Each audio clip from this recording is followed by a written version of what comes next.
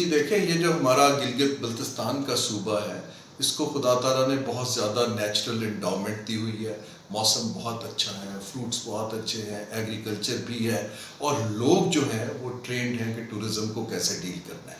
اس وقت ضرورت اس امر کی ہے کہ حکومت کو 2-3 ترجیحات بنا کر پرائیویٹ انویسٹمنٹ کو اس صوبے کی طرف ڈائیورٹ کرنے کی ضرورت ہے. اور میں آپ کو اپنے تجربے سے بتا سکتا ہوں کہ جب میں وزیر تھا انویسٹمنٹ کا، اس کے اندر خاصا انٹرسٹ آ رہا ہے انٹرنیشنل انویسٹرز کی طرف سے.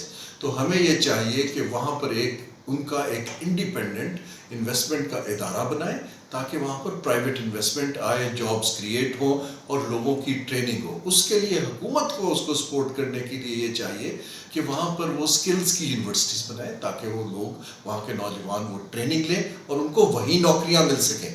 سملرلی اب یہ صوبہ جو ہے یہ چین کے ساتھ کنیکٹ ہو گیا.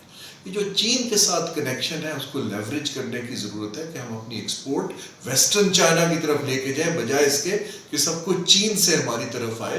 ہماری چیریز ہیں، ہمارے فروٹس ہیں، ہمارے پوٹیٹوز ہیں، وہ جب چین میں خوراک کی ضرورت بھی بہت ہے.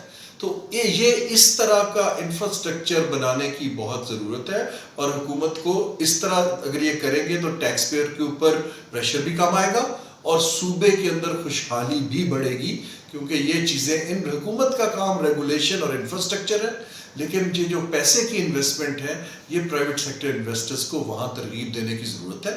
چائنا کو خاص طور پہ وہاں پر انویسٹمنٹ کرنی چاہیے، کیونکہ وہ تو آپ کا انٹری کا گیٹ وے ہے پاکستان کے اندر. تو سی پیک کے اندر میں یہ ریکویسٹ کروں گا اور ایڈوائز کروں گا کہ سی پیک کے اندر گلگت بلتستان کا جیسے کہ بلوچستان کا خصوصی سٹیٹس ہے، اس کو دیا جائے تاکہ اس کو ترجیحی بنیادوں پہ اس کا انفراسٹرکچر بہتر کیا جا سکے. بہت بہت شکریہ.